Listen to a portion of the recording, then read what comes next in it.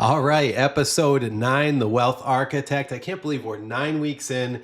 It's unbelievable. It's been so much fun being here, listening and learning from the best in the various different fields that we've interviewed.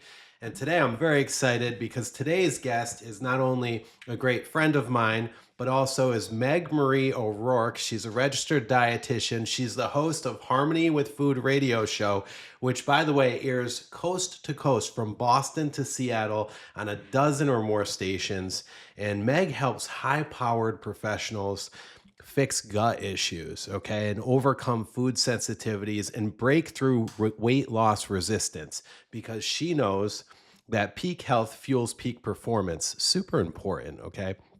And her philosophy is simple: fix your gut, fix your life, and in turn, fix your wealth. I love that. When your body runs efficiently, your mind is sharper, your energy is higher, and you're better equipped to make the decisions that help you build wealth and a legacy.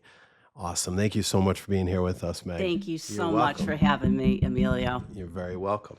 Good. I'm excited to have you here, Meg. It's such an important topic, and we are surrounding ourselves with people that are very like on the go, high functioning, high caliber people. And I know you surround yourself with that too, because that's your client base. But I really wanted to focus in on how food can actually help change your mood. It's something that is very overlooked, I think, in society. I mean, whenever I see a social worker or somebody that works in the medical field, I'm like, hello, why aren't you referring to dietitians? No money. Take a And pill. exactly, Take a pill. take a pill. So when I do my radio show, I always start off saying the truth is most medical doctors don't know much about nutrition, the microbiome, food sensitivities, micronutrients, and or all the chemicals and crap in our food supply. And that's how I start the show every single week. So food and mood is a real thing. Yeah. Have you ever gone like a long period of time? And so maybe on a hunger scale of 0 to 10, you're now like a 9 or a 10. So you're busy, busy, busy. I know how you think. I forgot to eat I some know how days. to, Yeah. yep. And a lot of people do this. You walk in the house, including myself. I've done it too. I'm not perfect by any means. And you're so hungry. You're ravenous, right? Starving now. Yeah. So you walk in the house at night, you're hungry, you're tired, every cell in your brain saying, you need to eat, you need to eat. You may even have some physical symptoms like shakiness or a headache, right? Oh, yeah. So what do? You make the easy choice instead of the healthy choice, and you pick whatever you Junk. can. I always tell people all day long, like, keep it a 5 for your hunger and your fullness, right? So if you let yourself get too hungry, you are going to make the easy choice, not the healthy choice. So how can food affect your mood? Lots of different ways. For instance, if you don't have any energy, you haven't eaten enough in the day, you're going to be, I don't know about you, but I get a little groggy, right? yeah. Groggy, maybe my moody. Crappy. Yeah, Crab. if I go exercise and eat well throughout the day, I always say I never regret it. People might think, oh, well, it's easy for you. You're a dietitian, right? But like after a long day of talking to 8 people in Yeah. a row, Yeah. 8 people talking about energy, it kind of drains you. Of So course. then I'm like, I don't exactly want to put on my sneakers right now and run to the gym. No. But I always tell myself, you'll never regret going. I And I start- never do. And I feel better Yeah. afterwards. Let's rewind this like 2.5 years ago. Okay. I was eating junk nonstop. Okay. I wasn't working out. I was about like 220. My Coach Kern says I was 230. I don't remember being 230, but it's called 220. Okay. I was not healthy. I was bending down when I was getting up, Meg. I was losing like not only my breath, but my heart would like do these things. I was Yeah, getting that's a little lightheaded. scared. It was Yeah, bad. scary. Like I couldn't even play with my son at that age, but I was always like high functioning, working 1,000,000 hours a week. I wanted to have you on the show today and go over different ways that our listeners can improve their mental, their physical, even spiritual health in ways, right? And all of that to create some wealth. Yeah, absolutely. I mean, the saying is so cliche and old, but food is medicine, right? I don't think So, it's cliche. I never hear it. Only you. well, it's one of those things where either you're onto it or you're not. You know what I Hmm. mean? Like a lot of people go through their life not even thinking like sometimes I ask people questions they can't answer, right? Like how much sodium should you have a day, right? How much fat, how many grams of fat are you supposed to have Mm. a day? And unfortunately, even though we have all these things that we wear, the Fitbits and the how many steps did you walk, and the obesity rate continues to climb, which tells me, yeah, it's a little bit about education, but it's a lot about people not feeling good about themselves Hmm. and using food as their vice. Mm. So I've had Comfort. really heavy people come into the office, right? And they'll say, Meg, I don't drink, I don't smoke pot, I don't do drugs, I don't gamble. And I'll look at them straight in the face, Emilio, and I'll go, "Yeah, but you eat too much. I You have a love it. problem, Yeah. with food. Yeah. So that's your vice." And I think everyone has vices. We talked about that Yeah. a little bit recently, but it's how bad is the vice, right? People sometimes don't realize food is addictive, Hmm. right? Sure. So I always tell people, nobody's getting a 400 pounds because food isn't addictive. It's just their vice of choice. So every time you start thinking about like, what am I going to eat? Don't overthink it. Hmm. Just have some healthy choices in the house. I see all these people, fighting against Kellogg's and some of these places that have dyes in our food. Hit them in the pocketbook. I'm not going to spend my hour, of a day of precious time Hmm. out in front of Kellogg's. I'm not doing it. Just don't buy it. Just don't buy it. Just Mm. don't buy it. So, That's and the right. one other thing I wanted to mention too is that there's prebiotics, there's probiotics, there's postbiotics, and now there's psychobiotics. So we're in the 21st century when it comes to nutrition. People Okay. need to start acting like it. Big word alert here, Yeah. okay? Lactobacillus I could rhamnosus never say is a that. bacteria that we could have in our guts. Maybe it's too low, maybe it's just right, maybe it's too high. It doesn't matter. It produces serotonin. Okay. Did you know that there are gut bacteria that produce dopamine, serotonin, GABA, all the feel good hormones that Wow. we Is that why secrete? we eat? Like, well, Probably I mean, is part that of why it, people right? like eat for comfort? Yes, it could be that, and Makes then sense. then they get numb, right? So Okay. now they're eating for comfort. That's Mm. where that vice just went over the top, right? So we say food could be medicine, but food can also be the enemy. Yeah. Absolutely. People make it so complicated when Yeah. it doesn't have to be as complicated as people make it. Like, don't overthink your food. Like I personally, I hate Weight Watchers. Do you Hmm. want to hear why? Yeah. Why? Why do you hate? Because they actually make people turn people from normal Hmm. into always thinking about food. How many points? What's the number? Oh, let me weigh my food. Like you can't just look at food to figure out, or you can't use that God given mechanism that tells you when you're full. Yeah, but some people don't have that.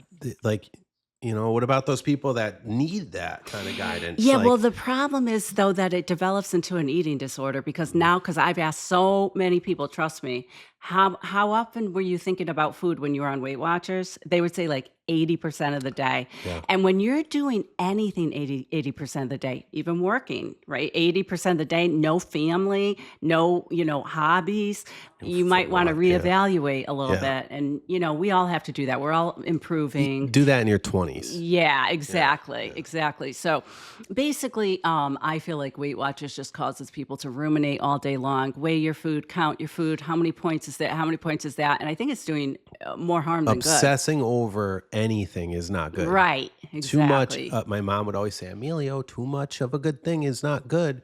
Like, but it's true. Yeah, It's it not. is true. The idea behind it is good, right? Mhm, And I think mhm, there's certain people that need that hardcore structure, I guess. But, mhm. but yeah, I can see what you're Yeah, and of saying. course, different things work for different people, and that's just my opinion on Weight Watchers. And Meg, you've oftentimes said, fix your gut, fix your Mm. life.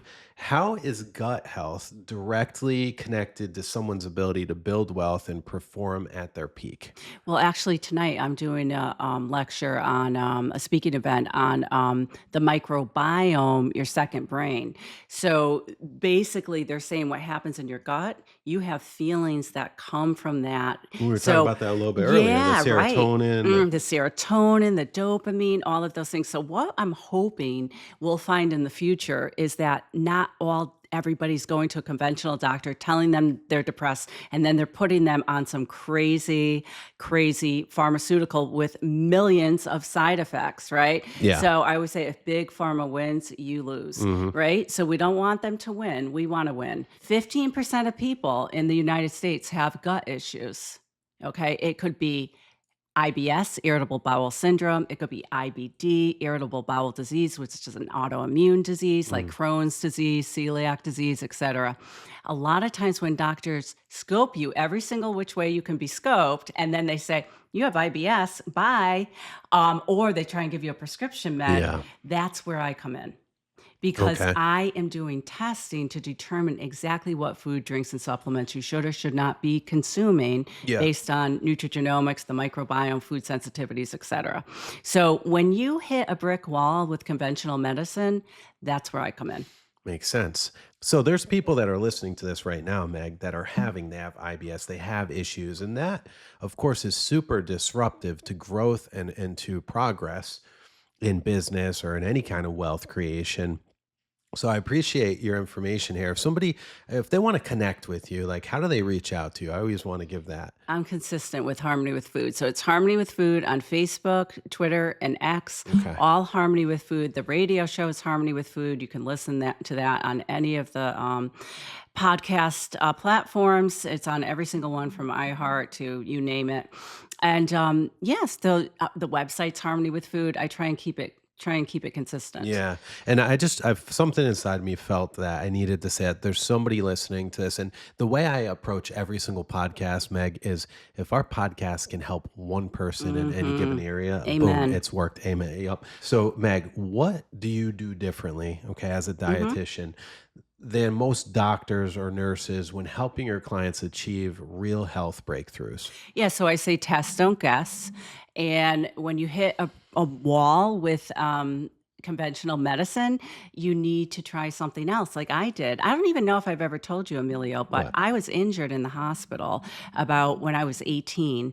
I was working at Stop and Shop, went to the doctors, and I was very independent. I wasn't like, oh, I got to call my mommy. I just went over to the walk-in clinic. I'm not surprised. Yeah.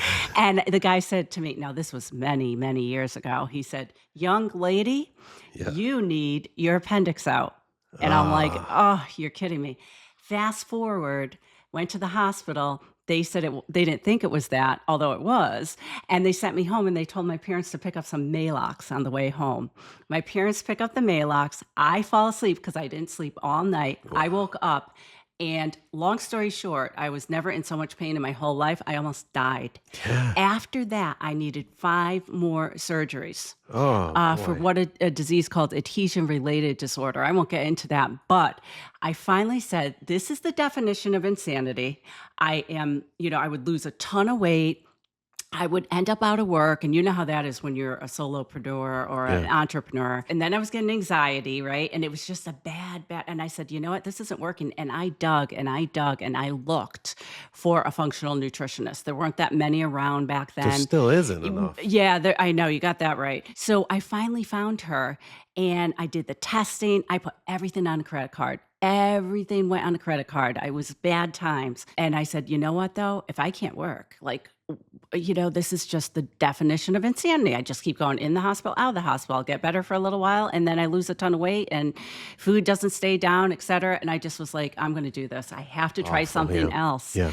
And that's when I pivoted with my business. And it's part of the reason I'm telling you this today is because I saw it for myself. I'm not only a practitioner, I'm a patient who suffered. And knock on wood, I hate saying this, I have not been sick in 15 years. Wow.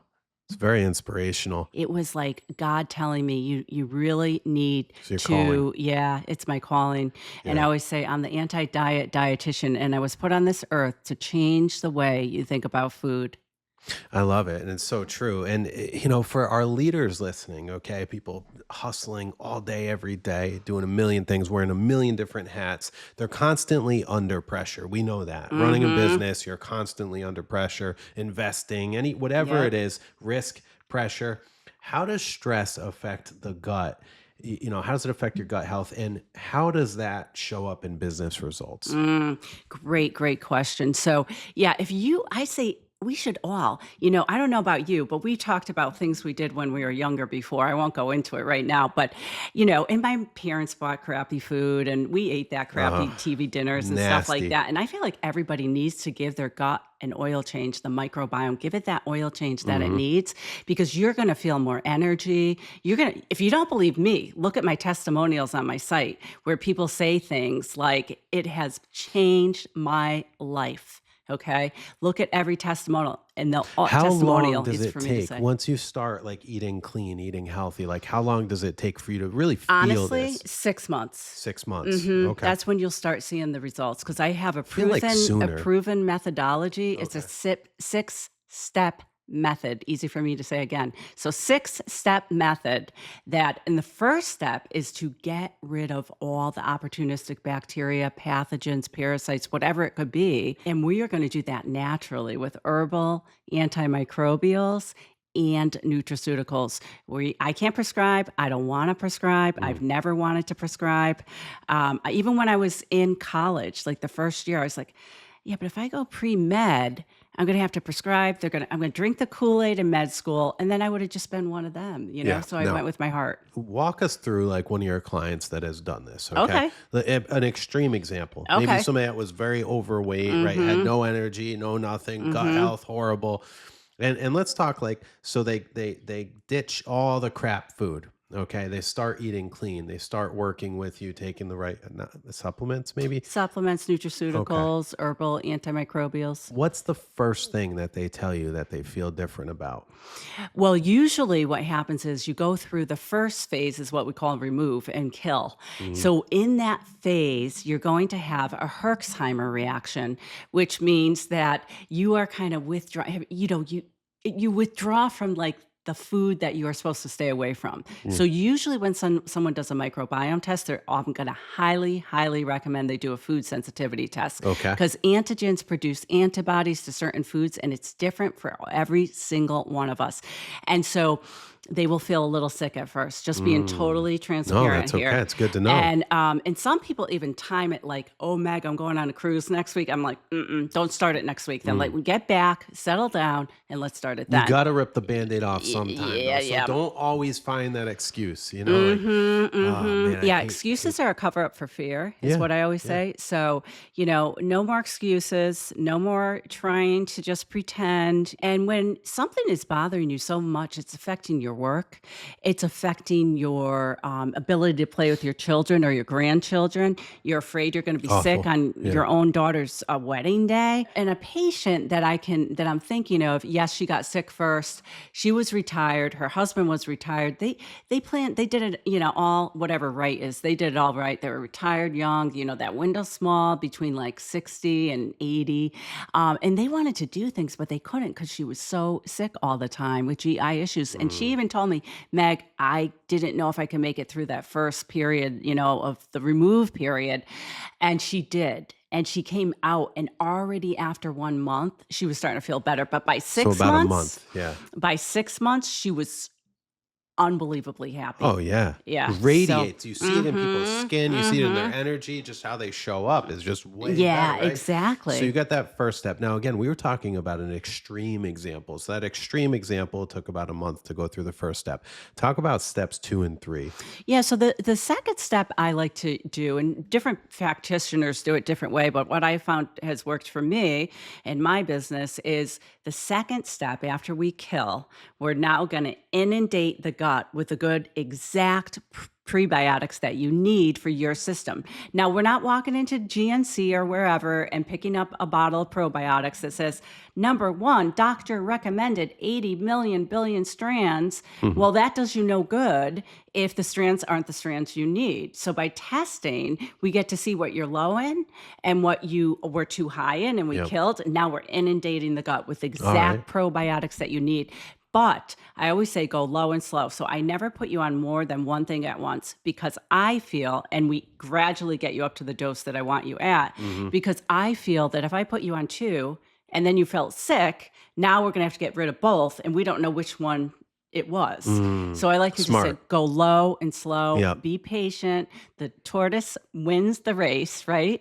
And 100%. one of those things, you have to be patient, but you probably will feel better after a month. Okay, great. And then step number 3, and Step then the number 3, we're corresponding gonna steps. really fine tune. We pretty much gave that gut the oil change, and now we're gonna use things like L-glutamine to heal and seal the gut, or Mhm. betaine HCl to help with inflammation, keep inflammation down, or berberine, which is going to increase the short chain fatty acids.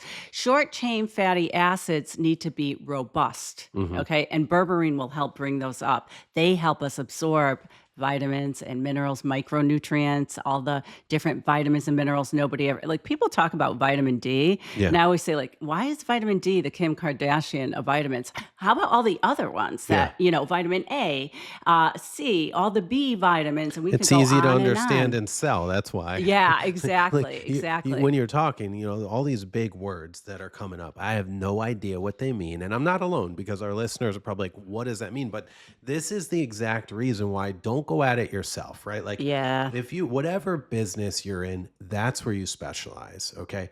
Don't skimp out on investing in yourself. Don't skip out investing in your health. Don't skip out investing what's ultimately going to help you create more wealth. Now, what's the next steps in there? We talked about step number 1, step number 2, step number 3. Yep. All right, where are we And now?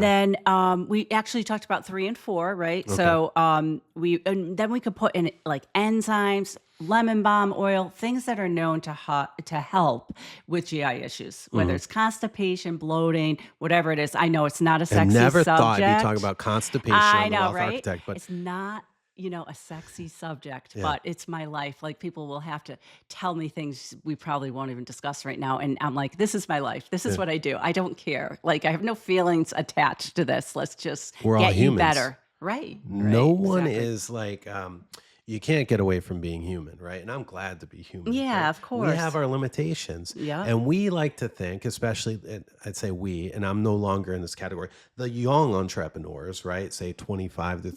35, feel like they are invincible. They feel like they Mm. cannot be stopped. Well, Mm-hmm. your health can stop you dead in Mm-hmm. your tracks, right? You got to Absolutely. get on this right now. If you're 50, even 60, and you just feel like crap and you have no energy, well, you got to change what you're eating, change your lifestyle. That is a great start. And that's fantastic, Meg. So we talked about 1 through 5, I think. Are there any Yeah, yeah. additional So the steps? sixth step is just fine tuning, like what worked. But the best part about step 6 is now I'm going to save you money. Okay. Oh, So what I'm nice. going to do is tell you, now that once you're on the probiotics for 6 months, and this bottle says take 2 a day at every meal. So Hmm. that's 6 a day. And some of these can be, $75, whatever. Then I'm going to tell you you're going on maintenance doses. So the bottle won't tell you that, but the research does. And I Got it. could tell you now you're going to go to 3 probiotics a week. Oh, wow. Okay. Okay. From 6 a day, and just maintain. Yeah. Okay. So now that's the fun part. I start to save you money. And before you met me, you were on a ton of supplements. You didn't even know which one was or was not working. You're spending a ton of money. You are what I would call a supplement nutcase. Yeah. You don't even know which one's working. You're spending a ton of money. Now we're going to find the exact supplements you need for your system. And is that the final and last step? And then, Mm-hmm. all right. So when that happens, at that point, you're about 6 months out. And can you just kind of go over some bullet points of like what your clients have told you, how they feel, how they've been Yeah, overall? life changing. I never actually thought it was going to work this well. I should have done this 10 years ago, which I think back at myself. And even though I'm a nutritionist, Mm, I waited a while before I really went to someone else that was outside of conventional medicine. Smartest thing I ever did in my life. sure. And so, yeah, so, it's just mainly it changes their lives. And I don't want to sound like, oh, like these, ads you see on TV and things like that. But if you don't believe me, go read my testimonials. Last question for you today. I've got a million more, but with time, what do you think about RFK, Robert F. Mm, Kennedy great Jr., question. and his stance on health, food, and the medical system? He's been getting a lot of press, and I'm curious on your thoughts. I am so excited. Yeah. I can't even tell you. I mean, I am riding on his coattails all day long.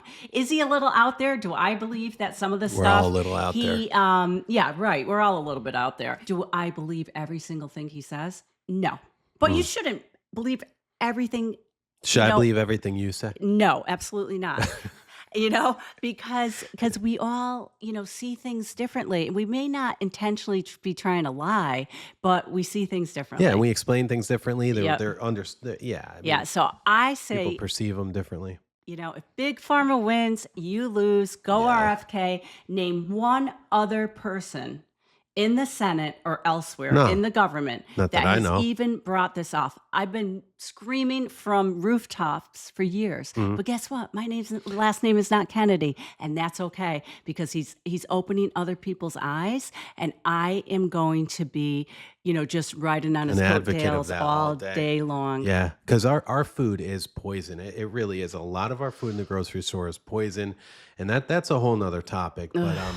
there's different apps you can get on your phone that you can scan the barcodes, and it'll tell you how bad the food is. I think Yuka is one of Yeah, them. that's one of them. EWG is another one that does it for products like shampoo and that kind of stuff. I don't know if they're doing it for food yet, but Yuka does it for products too. yes. Oh, they do. Yeah, yeah, Okay. yeah. Yeah. Okay. I was in the grocery store. I was like, "What am I gonna buy?" I I was know. scanning I everything. know. It was so bad. I was like, "All right, I'm just gonna like." You might be better off finding a brand that want to, their background, their history, and Yeah, buying all that because there's several of them out there now because there's a need, yeah, right? yeah. The It's definitely. people are changing. People are Hmm. changing what they think about food, how they want to eat. I mean, I've seen a change in the Oh yeah, last 5 years. I really myself have. personally included in that, and I know a lot of people around me too. Very concerned about what we're consuming because we understand it now. We never had the education,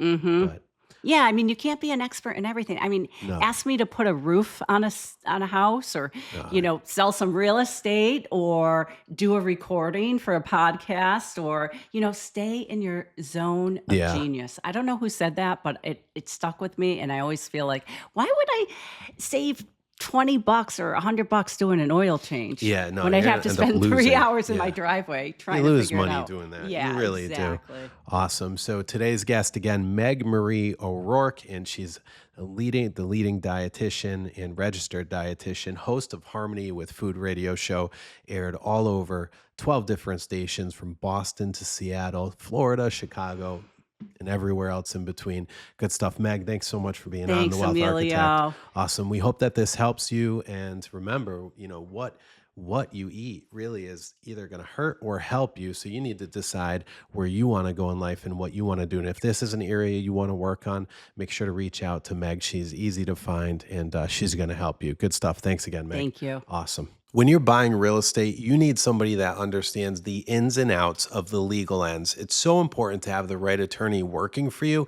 You also need a bulldog. Let me tell you something. The first time I sat in a conference room with this lady, Melissa Delana of Delana Law, I immediately knew she owned the room. You need an attorney that owns the room, that can solve problems and make things happen when everybody else can't.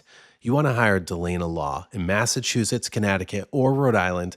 Delana Law delivers every single time. They're going to help you out with all of your real estate needs. It's delanalaw.com. You got to check them out. Hey, a special thank you to our sponsor, Annie Mac Home Mortgage, whose Cash to Keys product is disrupting the industry. Sick and tired of finding the perfect home, not having your offer selected? I got to tell you, it happens all the time. With Cash to Keys, Annie Mac gives sellers a cash guarantee for each of their buyers' offers. Stop bidding and hoping. Instead, bid with Annie Mac and bid with confidence. Don't just bid, but win. Annie Mac Mortgage. All right, welcome back to the program. This is The Wealth Architect, and I'm Emilio Despirito, your host. We've got a great guest on with us today. We have John Eric. He's the Executive Vice President and Senior Advisor at Compass in Washington, D.C. And as a founding agent in the region and a Realm Global affiliated advisor, he has over 2 decades of experience. And John serves high net worth individuals, politicians, athletes, and media personalities with unmatched discretion and expertise. His background in politics, media, and marketing fuels his success in luxury real estate, and his acclaimed lifestyle magazine, which is absolutely beautiful, the John Eric Home, showcases both his brand and the clients he represents. Today, we're going to explore how elite relationships, strategic marketing, and global networks and powerful tools for building lasting wealth. John, welcome to the program. Thank you very much. Nice to be here. Good to see you You're again. welcome. Great to have you. Great to see you too. You and I had some interactions. It was probably about 2 years ago at this point, and I remember, John, just like the way you conduct yourself, your magazine, everything about the way you go about business is completely elevated from almost anybody else I've ever dealt with, and that's why I wanted to invite you on today to talk about what we're going to talk about. I appreciate that. You're welcome. You're welcome.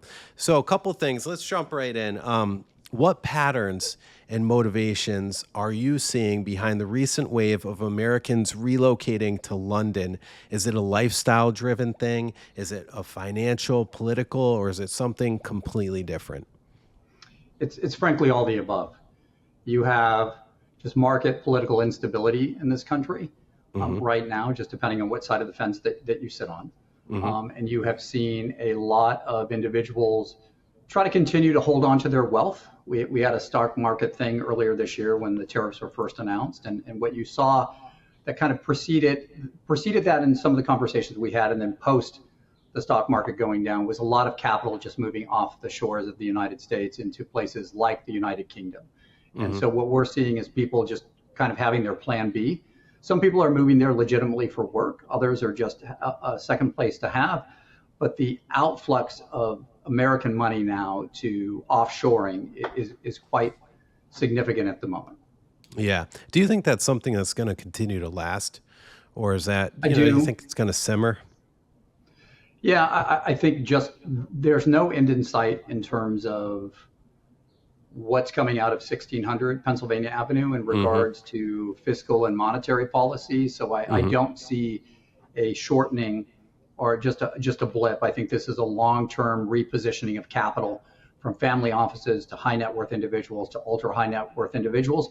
Those that have capital to move, I feel like this is just the beginning of a train that has now left the station. Is only going to get worse in terms of capital leaving the United States instead of investing here over the years to come.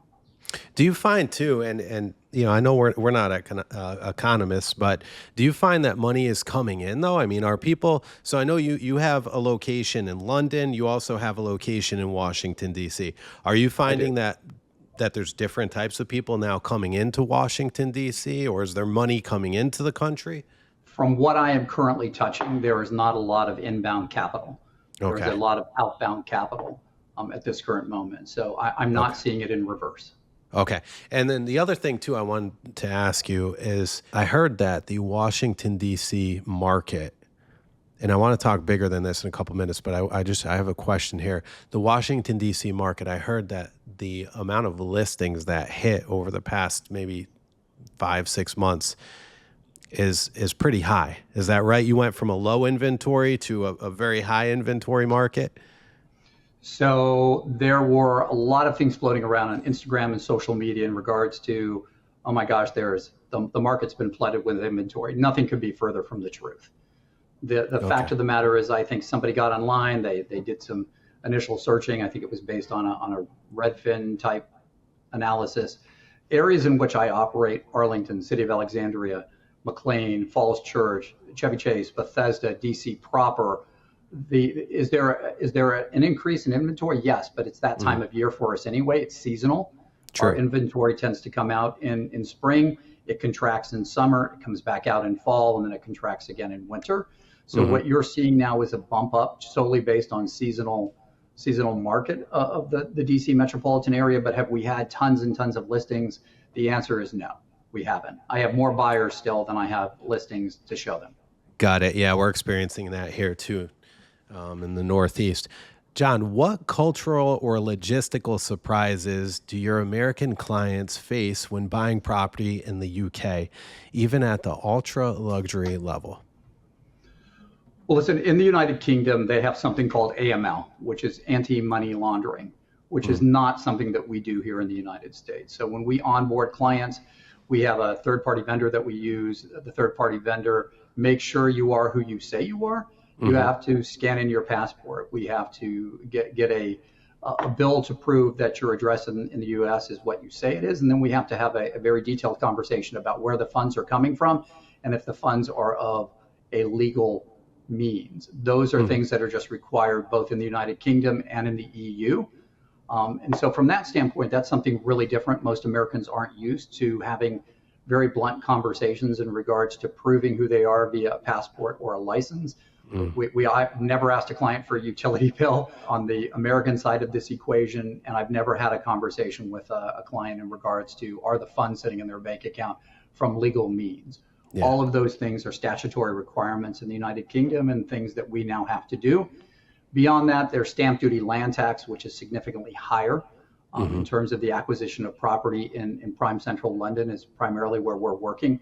So there are a variety of different things in relationship to the acquisition of property in the UK for non-UK residents and UK residents alike that we have to interface with our American inbound clients.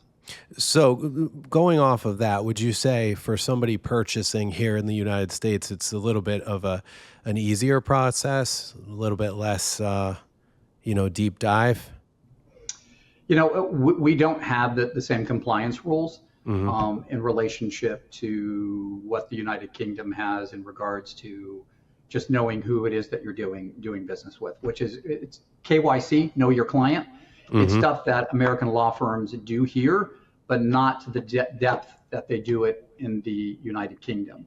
And when I say the UK, as you know, there are 4 countries that make up the UK. It's England, Wales, Scotland, and Northern Ireland. Each of them have AML compliance, but the rules and regulations governing the acquisition of property and how they do it are different in each of the countries. England and Wales tend to have very similar laws, where Scotland is kind of an island unto itself. So things are just kind of different there. But back to your question in regards to, is it easier to buy property here? The short answer is yes. I don't have to check sanctions list or money laundering list in the same way that I have to do it in the United Kingdom in relationship to that.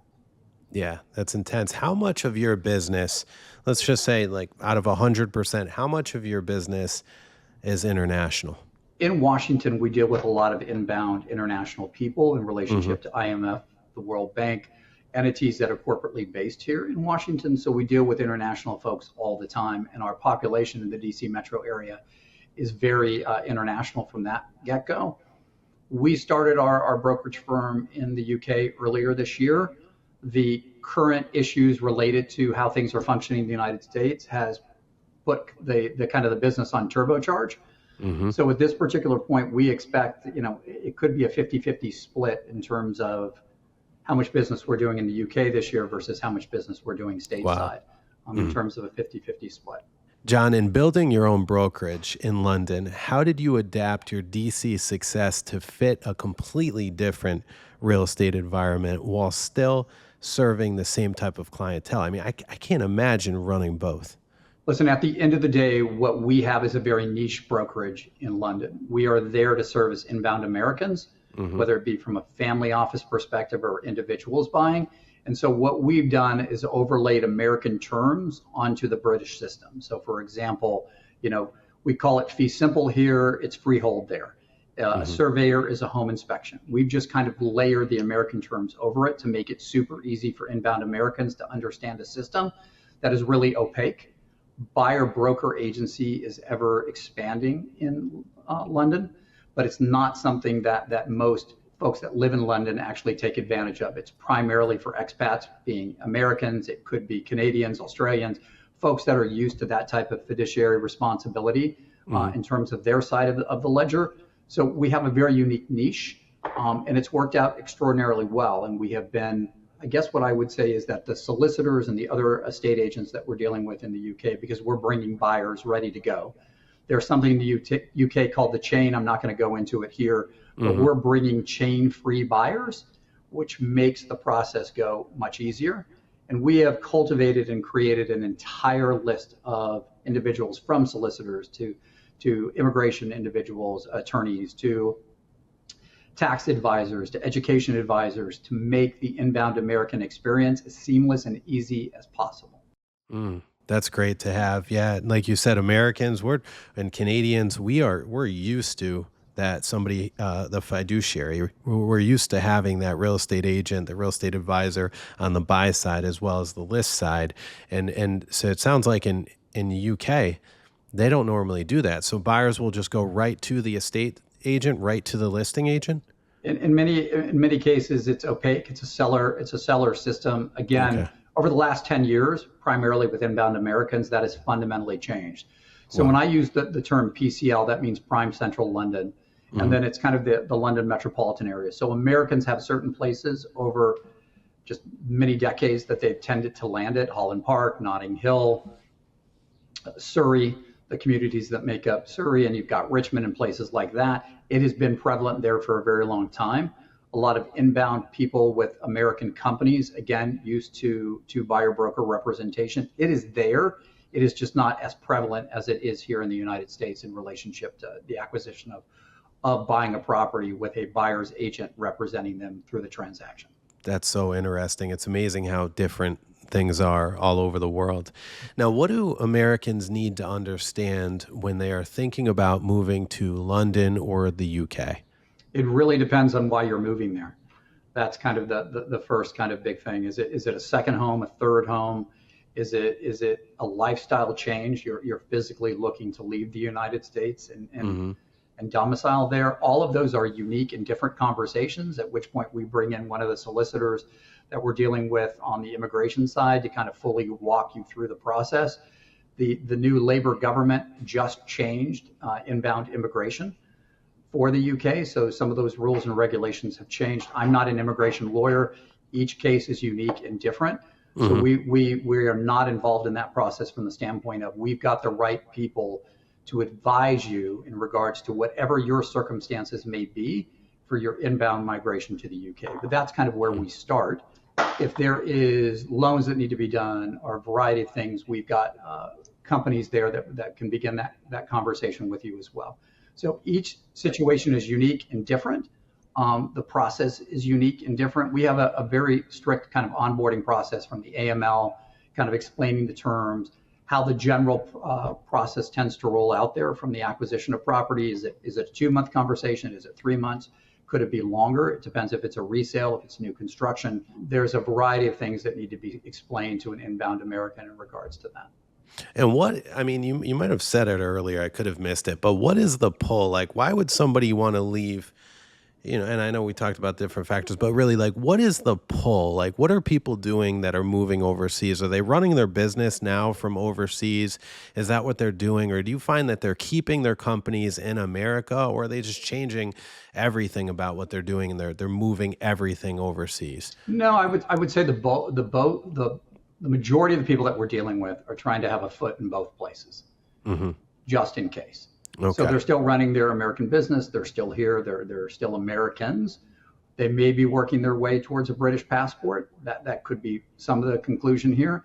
In many cases, it's people just looking for a second or third home. Could be a fourth or fifth home. It could be that their kids are moving there for a job and they're helping them with the acquisition of property there from that standpoint. And then there's strategic family offices that are looking for shovel-ready projects that they can offshore money into a system that seems just a little bit safer at the moment. Got it. Okay. And it's funny. It's like, you can talk with two different people, and they're going to have two different takes on it, which I think is great and which I love the most. And I'm so glad that you came here today to talk about what you're seeing, in your immediate marketplace. The Washington, D.C. market is a massive one at that. And, it's really important to understand what you're seeing there. And I think it's amazing that you're running this and another brokerage out in London. And I am not surprised at all. So, John, I appreciate you jumping on the program with us. It goes by quick. I've got a million other questions. Did you have any closing remarks for our listeners? No, listen, if you're looking to call Washington, D.C. home, we'd love to help you. Yeah. If you're looking to, whatever the reason may be, I stay out of the politics of it. If you're interested in London proper, we can certainly assist you there as well. So whatever your reasons may be, whether it's DC or there, we're here to help, and we're always willing to provide any information that we can.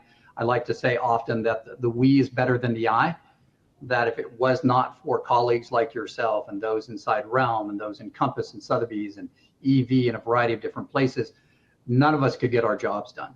And so the minute you kind of throw that net kind of broader and realize that the best job that we can do for our clients is to be collaborative with colleagues across all brands and help each other out, it's better for everybody. And that's one of my favorite things about being part of Realm too. So that's how John and I met. We met through Realm Global, which is a collection of agents and advisors from over 150 brands in I think 18 countries now, which is pretty amazing. 18 countries currently, and then they're obviously trying to expand their international footprint. Fantastic, fantastic. Check it out. It's called Realm Global. And make sure you Google John Eric, and he's with Compass out of Washington, D.C., and also running an office in London as well. Awesome. Thank you so much, John, for jumping on The Wealth Architect with us. Yeah, thank you for having me. It's nice to see you again. You're welcome. Great to see you too. I'd like to take a minute and thank Ted Tepuzis, my friend over at Tepuzis and Associates, for sponsoring this program, making this message possible for you to hear. And if you're fortunate enough to live in Florida, Massachusetts, Rhode Island, or Connecticut, you're going to want to leverage the power behind Ted Tepuzis and his team for your real estate transactions. You need a legal team that understands real estate inside and out, and this is what they do, specifically real estate. So go ahead and contact our friends at taclosinglaw.com and let them know where you heard it, right here on The Wealth Architect, Tepuzis and Associates. I got to tell you, I had a blast today. We had some amazing guests here. And, if you're not subscribed to us on YouTube, you need to check it out. We are the Wealth Architect Podcast with Emilio Despirito.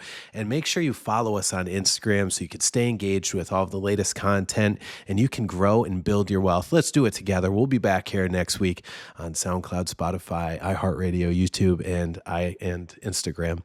All of the major platforms. We're there. We'll see you then.